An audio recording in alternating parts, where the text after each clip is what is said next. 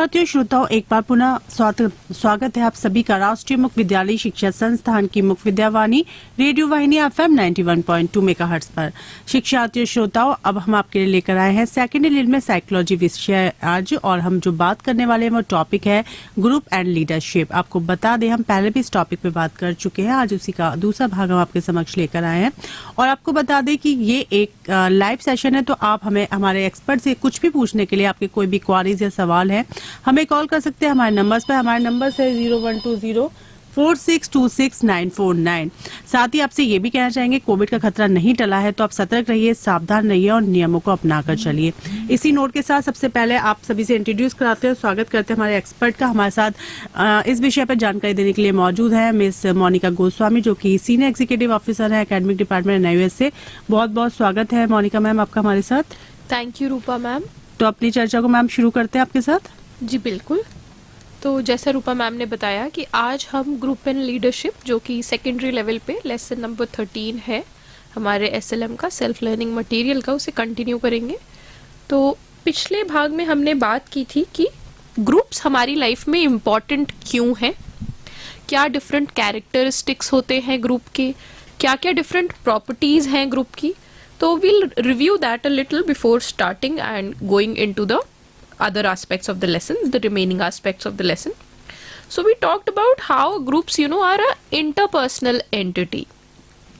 That you interact with people in terms of, sometimes it's in terms of your conversation, sometimes in terms of your goals and achievements, and things like that. So, you are trying to be in a group because as a human we always have this need कह लीजिए या urge कह लीजिए that we want to associate ourselves with people. So we talked about why groups are important. So let's have a look on to that. So as soon as we are born into a group, and that group is our family. So family is also a group where there are people who take care of us when we are not able to take care of ourselves. So as soon as we are born into a group which is family. Okay. But there are, various other groups also, not only family but other groups. For example, as we grow up, we start going to school, we start going to, play way, and then there forward we make friends. We are in a classroom setup which is also a group.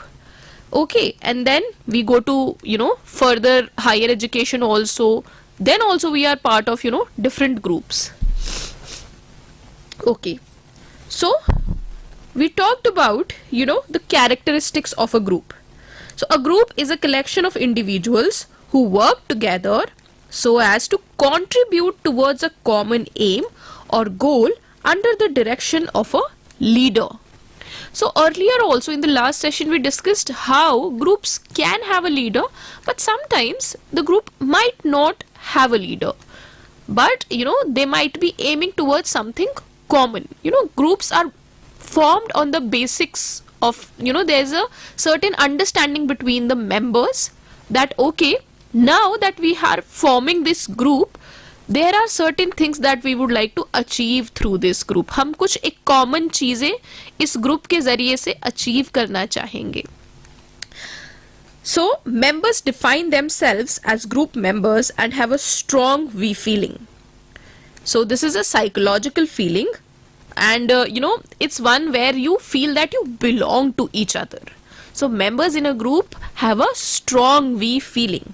We as in WEV, hum. Okay, the next characteristic is that group members are engaged in frequent interaction and they affect the behavior of each other. So here what we're trying to say is that group members will be interacting with each other because that is how they are going to see the process.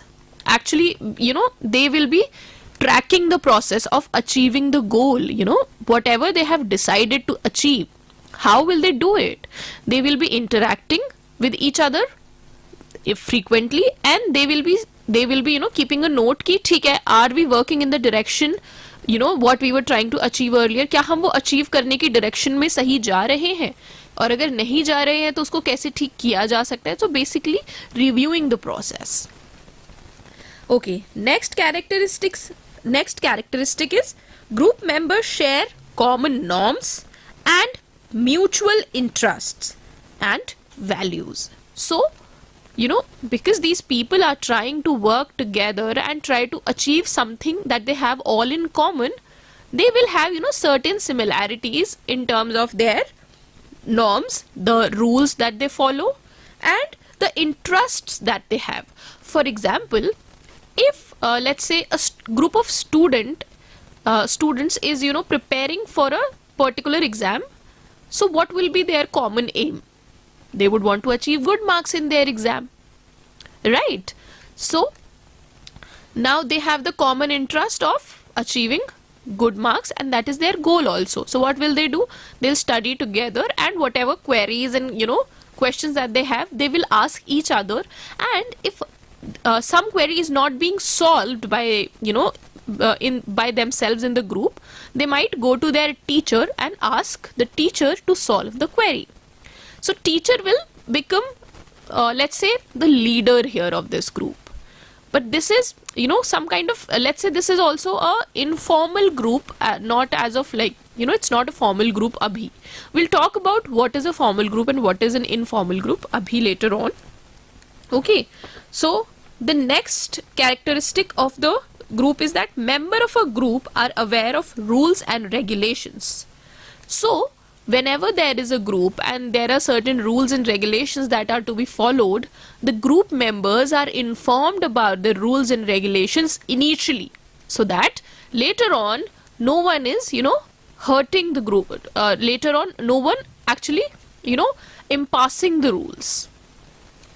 So that is also one thing. So groups vary in size, they can be large or small. So that is one thing. Next we have the group dynamics. So group dynamics involve the aspects like cohesiveness, social facilitation, social inhibition. So we talked earlier also about them, but we'll review them once more. Behavior of one member influences the behavior of other members in the group. This process of influencing each other's behavior pattern in a group is called group dynamics. So what we said here is that एक member का जो behaviour है एक group में, वो दूसरे member के behaviour को इन्फ्लुएंस करता है. Okay, and this process of influencing each others behaviour in a group is called the group dynamics. Okay, so group dynamics are affected by individual personality, social situation, cultural traditions as well. So this was the definition of group dynamics. I hope you understood this part. So next we are going to talk about cohesiveness. What is cohesiveness? So cohesiveness is the shared perspective which binds the members of a group or community. What do we understand here? That cohesiveness is a perspective which will be binding all the participants together. I hope that is clear. And next we have is conformity. So conformity is getting affected by how the behavior of others change our own behavior by changing our belief system or our beliefs. So conformity is when we observe other people and we observe their behavior and we see that that their behavior is more adaptable in nature, and we might take those changes in our behavior also. So conformity is divided into two types: inward compliance and outward compliance. So inward compliance is when you do it because you feel like doing it. So basically the thing is that inward conformity or inward compliance is basically a process where we are actually convinced that okay, this particular behavior is helpful, or let's say is more adaptable in nature, so that's why I need to accept it. So that is inward compliance. Nobody from outside told you to change your behavior or change your belief, but you did it anyways because you were convinced that okay, this is a good behavior and I need to adapt it. adopt it. So then we have outward compliance or outward conformity, where we are, given a particular instruction that you have to do this thing and you will have to. So you are basically imposed with the particular instruction of changing your belief, and that is why you do it. Okay, so outward conformity is also called compliance. And if our compliance is to an explicit command or acting in accordance with a direction, it is also called obedience. So outward compliance is a form of obedience because you are not given any other choice. You have to do it because you are told so. So for example, in, let's say, defense services, if a particular commandant is given any instruction, so for example, the commandant has been given instruction of running the ground 15 times at 3 o'clock in the morning, because this is a command that has been given by a senior officer, they will have to follow it. They have no other choice. They can't say, no, I won't do it, I don't feel, obliged to it, so I won't do it. They will have to, because this is a part of their service. So they will be going to the ground at 3 o'clock, and they will do the 15 rounds. Why? Because this is where obedience comes into play. This is outward conformity. Okay, I hope outward conformity and inward compliance is clear to you. Next is difference between us and them. So we talked about it, how in a group situation we always create this perspective that the members of the group are us, and people who are not a member of this particular group that we are a part of, we call them as them. And based on this us and them, we create certain stereotypes, certain prejudices that okay, we are the best and the other people are not that good. Okay, and you also, you might also observe that based on this us and them, sometimes what happens is we judge other people a lot. That, okay, because they are not part of my group, they are not that, let's say, honest. They don't have that much knowledge. My group, people in my group have, more knowledge. They are very trustful, they are very truthful, and they can be trusted very easily. They are very genuine people. But you might see that, people who are not a part of the group can be referred to as, they are not very genuine. I don't know, their credentials are not even very, valid. So things like that also form on the basis of if you are part of a group and if you are not part of a group. Okay, so this was the major attitude difference that can be seen based on the membership of a group that a person has. Okay, so next is group's effect on performance. How group affect performance. The effect of a group on performance can be positive or negative. There are other important concepts that we are going to discuss in this, how the group performance can be determined. So social facilitation is one such aspect which help us in understanding the group performance. So in social facilitation, what happens is that, there are studies that have been done we are affected by the presence of people around us while we are performing something. Okay. So the mere presence means that people are not competing with each other and they are present as a passive audience. Okay. Or co-actors. So this presence will affect our whatever activity we are doing will be affected by this mere presence of people. So what happens is if you are good at an activity, you will do very good at that activity if you are good at something. So for example, let's understand it with an example.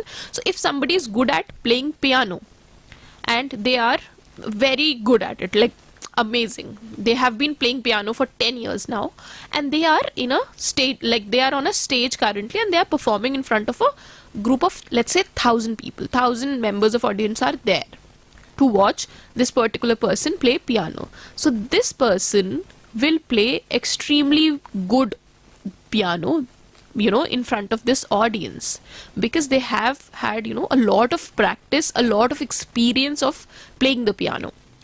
But if a person who has just started, playing the piano, is still in the process of practicing, and maybe let's say the person has been learning to play piano for, let's say, 15 days now, and if they are asked to play piano in front of 1000 people in the audience, 1000 members of audience, there are high chances that they will make a lot of errors while they are playing piano. Okay, so this process where a person plays very well in front of the audience is called as social facilitation, because the presence of people actually enhanced your activity. How? When you see people, you try to perform better, you try to put the best of yourself in front of others, so that way you try to give the best in front of the audience. But whereas, so let's say on the other hand, the person who has just started playing piano will not perform well. Why? Because in personal practice also, this person is still learning. The person is not very much experienced with the piano right now, so they are already making a number of errors in their personal practice as well. So when they are performing in front of this whole full auditorium of people, they will make more errors because they are nervous, because they know that they are not that good at it right now, they want more practice. So all these perception that a person have will also influence their performance in front of other members or the audience. I hope this is clear. So this is social facilitation, where the performance improves by the presence of other people, but social inhibition, where the performance decreases, is not that good quality in the presence of other people. Next we have is social loafing. Social loafing is the tendency of people in a group to exert less efforts towards a common goal.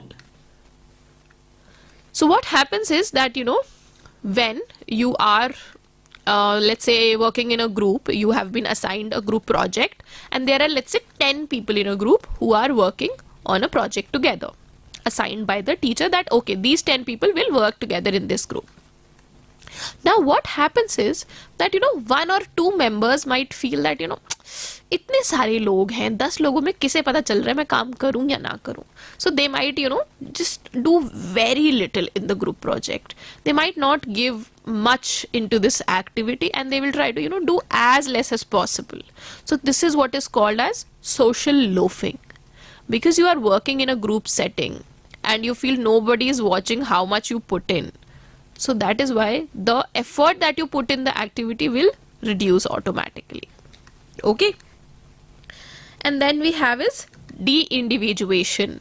So de-individuation is basically, it's a perspective where person loses their self. So let's understand it with an example. What happens is, when people are in a group, and इसका एक बहुत ही अच्छा example होगा de-individuation का, if we talk about riots. So riots में क्या होता है, groups form हो जाते हैं बहुत सारे, where what is the aim of this group? To damage the public property, and to damage the property, like it can be government property, it can be personal property of a person, so it doesn't matter. They just try to damage the property and try to loot. They try to loot various stuff. Okay. So this group, while performing this activity, forgets, who they are as person. They feel that, because everybody in their group is doing this activity, they are not personally responsible for whatever actions they are taking right now, which is not right.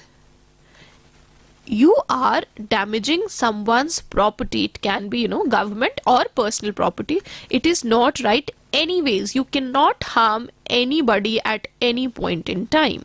Until unless self-defense, that's a different thing. But when you are in a rage state and you are just pointlessly damaging other person's property, it is not right. But this has been seen, this losing the self identity has been seen a lot when it comes to violent acts. People in groups are, more prone to do violent acts rather than when they are individually. I hope this is clear till here.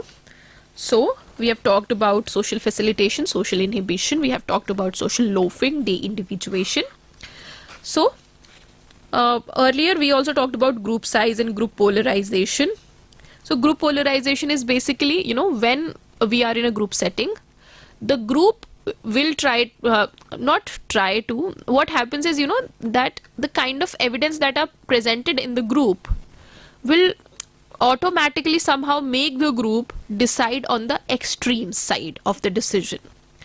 So what happens is, if the group has to decide between going on a vacation and somebody wants to, let's say the people know that the leader of the group or the member who is, most acknowledged in the group and most appreciated in the group wants to go to some place cold, whereas in a group of 10 people, let's say this group is of 10 people, and out of 10 people, 2 people want to go to a cold place and they are the most, acknowledged and appreciated in the group. So what happens is, whereas 4 people want to go to a summer place, where the weather is all nice and let's say hot. ठीक है, not very cold, but at least spring type vacation उनको चाहिए. So what happens is, because these 2 people are, most liked in the group, so everybody will try to please them. So everybody will agree to what they have said. So this decision has been made on the basis of 2 persons like what they like. The remaining 8 people were not even considered while this decision were being made. So that is how group polarization works. So it is a strong tendency for the group decision to shift to more extreme and risky. So there are, various good example of this. You need to, you can search group polarization and its example on the internet and you will find very amazing examples, which were taken previously in the government setup also. Okay, so you can see that. And we have groupthink also. So groupthink refers to group-induced distortions that do not allow objective considerations of all the possible alternatives. So in groupthink, what happens is, you don't consider the other alternatives because the group is saying that, okay, this is the right thing, you take it. And you don't even consider the other things. I hope this is clear till here. Next we have the formal and informal groups. So as we know, groups are of various types and the major categorization that we see is the formal and informal groups. So we know that groups are established for a specific purpose and these groups that are established for a special purpose are called formal groups, and this type of group is usually formed to meet clearly defined goals. So for example, formal groups might include student project groups, because they are usually decided by the teacher that these people will work together, and there is a particular established goal, clearly established goal, that while you're working together, you will have to, by the end of 15 days, you will have to submit this project. So they have been given a clearly defined goals. And there are various government committees that form policy and they form various rules and regulations. So they are also formal groups, and boards of companies and other commissions that are formed. Okay, so whereas informal groups are naturally formed out of interaction among individuals over time. So for example, your peer group, your friends group that you have. Okay, so informal groups may emerge out of a formal group with members having similar ideas, values, beliefs and social needs. So let's understand it with an example. What happens is, when you are in a group, let's say in a classroom group, your classroom is a group, it's an official group. You all took admission to a particular class. And it can be any class. For example, let's say you have interest in let's say knitting. तो आपने एक knitting की class में अपने आप को enroll कर दिया, तो आप उस क्लास का एक पार्ट बन गए हैं. Now that you are part of this official group, this formal group, what happens is you will be interacting with other people that are member of this group. And what happens is while you're interacting with different people, you will see that, some people have something in common with you. For example, let's say you like,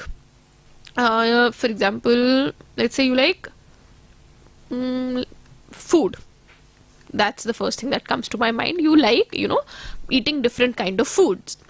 So there is another person who is also like, even I like to explore different kinds of food. I like to go to different places and explore different kind of foods. So you see, okay, this person has something in common with me. Now there is one more thing.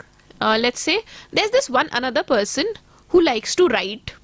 Okay, they likes to, write a journal or something like that. They likes to maintain a journal for just as a hobby. Okay, and you also have this similar hobby where you like to, write a journal for, maintaining your personal, let's say, experiences and other things like that. So now you find two people who have, activities similar to you, who like doing activities similar to you. So now there are, higher chances that you will build a, more frequent interaction with these people based on the common interests that you have. But these are all informal interactions that you are having. Abhi tak there is no clear defined goal to this informal interaction. That is why this is an informal group. I hope this is clear. Next is, membership of any group depends on many things. So for example, factors that are important are common motives that people have, socioeconomic background, cultural aspiration, poverty, deprivation, job security. Attitude similarity and external factors of situation and leadership characteristics also play an important role in the formation of groups. So this was about formal and informal groups.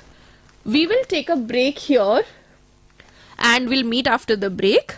Thank you so much for listening to us.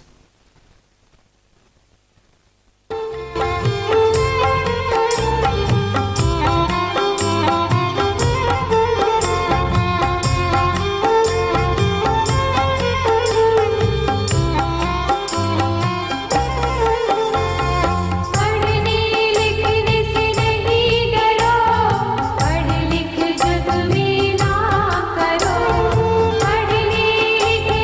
नहीं डरो,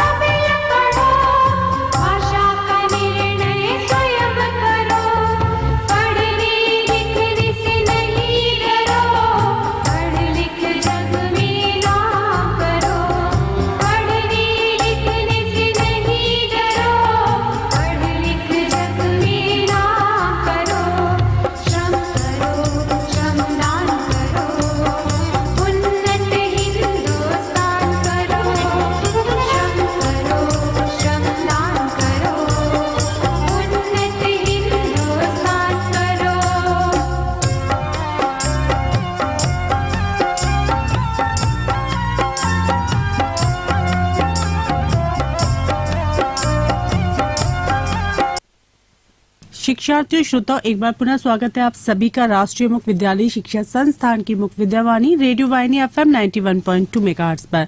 शिक्षार्थियों श्रोताओं, हम बात कर रहे हैं secondary level में साइकोलॉजी विषय पर। आज का टॉपिक है ग्रुप एंड लीडरशिप, और जानकारी के लिए हमारे साथ स्टूडियो बनी हुई है हमारी एक्सपर्ट मिस मोनिका गोस्वामी। तो एक बार फिर से बहुत बहुत स्वागत है मैम आपका हमारे साथ। Thank you Rupa ma'am. तो मैम चर्चा को एक बार फिर से शुरू करते हैं। जी बिल्कुल। तो हमने ब्रेक पे जाने से पहले एक बार पूरा चैप्टर को हमने रिव्यू किया था, हमने जो लास्ट सेशन में डिस्कस किया। फिर we started off with formal and informal groups, you know what are formal and informal groups. Next we are going to discuss what the process of group development, so how the groups in the first place are formed. So newly formed groups show different behaviors than groups that have been together for some time. This is because a group progresses through reversal stages of development. Reversal as in, you know, they can be reversed also. They can progress and they can, you know, go in the decreasing direction also, ascending and descending direction. Okay. So group progress through the following stages. First is forming stage. So when a group is formed, a number of issues are decided.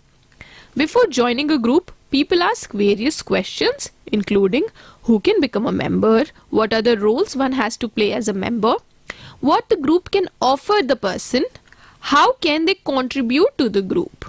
Okay, so you know there are certain questions that a member, before becoming a member, a person can ask. Next is the storming stage.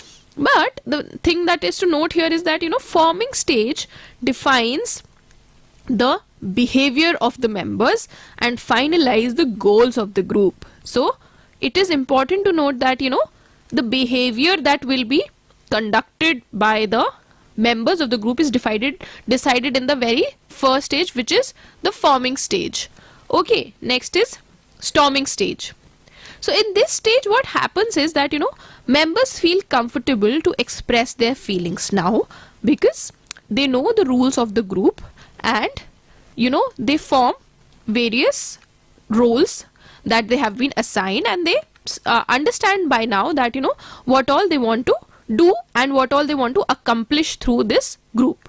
So differences in attitude and needs are widely noticed during this stage because, you know, people make these notations, okay, that how the different members of the group belong from different cultures and how they all are different from each other, but you know they are here to achieve something in common. So there are internal external demands that are there in the group, and these internal and external demands, you know, might create conflicts in the group. So in storming stage we see conflict also. So that is why storming stage is very important, because here the personal interactions between the members, you know, increases, and as it increases they get to know each other very well, and as they start understanding each other and understanding each other's personal motives, there might be conflict arising. And also, you know, we in a group setup we might be observing, you know, different behaviors, and as we are observing different behaviors of the group members, we might, you know, form certain, let's say ki I don't like this person because they have, you know, very personal motive to be a part of this group, whereas they might see that, you know, this person is very social in nature and they want to, you know, contribute to this group. So such observation might influence the performance of the group. So we'll come to the performance stage also, but you know these things can influence the members of the group. So this was the storming stage where conflicts might arise in the group. Okay, so if the conflicts are ignored, members develop bitterness, and they जो bitterness develop हो सकती थी उसे अगर वो ignore कर दें तो ग्रुप की जो एबिलिटी है परफॉर्म करने की वो डैमेज नहीं होगी. ठीक है. Next is integration stage, which is also called as norming stage. So what happens is, you know, the members in this stage of development of the group have an initial sense of closeness and belonging in terms of the group. So what happens is, when people are, you know, in the initial stage of let's say understanding each other, they are, not very attached to each other. But when they reach the norming stage, now they have this, sense of attachment to the group. They feel very close and they feel that, they belong to this group. By this stage, the rules are finalized, which till the way group members will operate. तो यहाँ पे rules बन जाते हैं, norms बन जाते हैं, जिनको फॉलो करके वो सब लोग ग्रुप में अपने अपने रोल्स को प्ले करेंगे और अपने गोल्स को अचीव करेंगे. Okay, the members in this stage start cooperating to each other. Then we have the last stage, which is performing stage. In this stage, the group start functioning as an effective unit. So now the group will, start performing towards their goal, because that is why the group was formed in the first place, so that they can achieve the particular goal. By this stage, the group members learn well as to how to get along with each other. The roles of members are decided and the leadership issues are settled by now. The group starts pursuing the goals, and most of the members at this stage are satisfied with the group. When you go to other texts, when you read higher education ke texts, you will see that there is one more stage in this process, which is adjourning.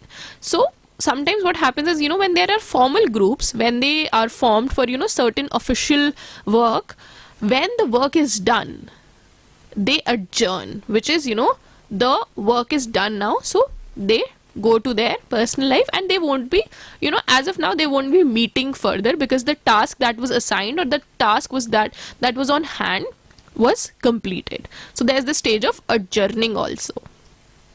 But here we have the 4 stages, which are forming, storming, norming, and performing. Next we have is leadership. So it is often said that, the youth of today are the leaders of tomorrow.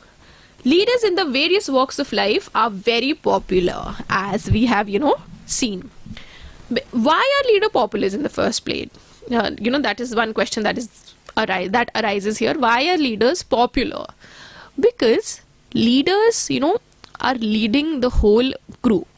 They will be motivating the group members. They will be guiding the group members about, the process that they have to follow, about their goals and how to actually achieve them. So that's why leaders become popular, because they have, sometimes they have a very strong and dynamic presence itself. So the images of leaders in sports, politics, cinema, business are brought to our notice through mass media. So that is an example how we, identify group members, leaders. There are different success stories behind every successful leader, and there is no single accepted quality. Okay, so the importance of leading in diverse environments has become more important in today's context. Leadership जो है आजकल हर जगह required होती है, और बहुत ही ज़्यादा different आजकल ऐसे fields हैं जहाँ पे leadership की requirement है. So that is why leadership itself has become, a very important aspect of today's world. Leadership can be defined as the ability to influence others to achieve certain goals. A good leader can significantly influence the behavior, attitude, and performance of the followers. So we'll talk about the qualities of a leader. So, for example, the qualities, to be a successful leader varies. Varies from place to place. Basically, किसी culture में कुछ qualities हो सकती हैं, किसी culture में कुछ qualities हो सकती हैं. वेरएस कभी कभार सिचुएशनल डिफरेंसेस भी आते हैं कि किसी सिचुएशन में मान लीजिए कामनेस की जरूरत है, कि आपको एज अ लीडर काम रह के पीसफुली अपना काम करना है. वेरएस कहीं पे जरूरत हो सकती है कि आपको एक अग्रेसिव लीडर बनना है. So it can be different, situation to situation और culture to culture. So there are leaders in specialized fields such as Sachin Tendulkar in cricket, Ratan Tata in business, and Abhinav Bindra in shooting. But they are not recognized as mass leaders. They are more or say, let's say, role model that we look up to. But in their particular field, they are the leaders. So successful leadership in particular field and leadership of the mass social spectrum are different. So the qualities are different in terms of situation or in terms of what field we are talking about, but some of the common attributes are as follows. leaders are aware of their abilities of their followers as well. So they are aware of their abilities and their followers' abilities as well. Leaders have good communication skills, both verbal and non-verbal. So verbal is communicating through, the language. Non-verbal is communicating through our body, gestures, posture, and everything everything else that is included in non-verbal communication. Leaders accept personal responsibilities and set examples for group members. Leaders have ability to understand the situation, and they are also, good planners, visionary, and trustworthy. So we have, 2-3 theories for leadership. First is trait approach. So trait approach attempts to tell that, this approach attempts to tell which personal characters lead to effective leadership. Here, belief in self-confidence, along with openness to the ideas of others, passion for the job at hand, and a drive that set an example for others, love of people, acceptance of others, maturity, responsibility, and desire to achieve goals are relevant leadership traits. Whereas in behavioral approach, it has been noted that successful leaders exhibit two types of behavior: task-centered and employee-centered. Task orientation relate to the quality of the work, quality and quantity of the work. Employee-centered orientation focuses on the meeting of the personal needs of the group members. Next, we have this situational approach. We often notice that situational variables play important role in effective leadership. The effectiveness of a particular style of leadership behavior depends on the situation. As situation changes, different leadership styles becomes appropriate. So we have path goal approach. Path goal theory focuses on how leaders influence the followers. So basically how they influence the expectations that are held by the followers. According to it, leaders' behavior is acceptable when followers view it as a source of satisfaction or showing that the way to future satisfaction. There are basically 4 styles of leadership under path goal theory. One is directive, which provides guidance to the followers about what should be done and how to do it. Next is supportive, where the primary concern is, establishing interpersonal relationship with the followers. The leader will try to establish interpersonal relationship with the group members or the followers. Third is participative style, which believes that the follower participation improves the quality of decisions. Next is achievement oriented style, which sets challenging goals for the followers.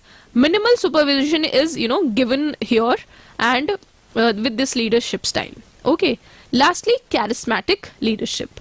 This kind of leadership focuses on the interpersonal transaction between leaders and followers. Leaders are engaged in the behavior that maintain a quality interaction between themselves and followers. They offer an unusual far out vision of reality, make sacrifices or take risks to further their vision, use unconventional methods to achieve their goals, and they communicate with confidence. So that was it for today's session. Thank you so much for listening to us. Thank you very much, Monica ma'am. Thank you, ma'am.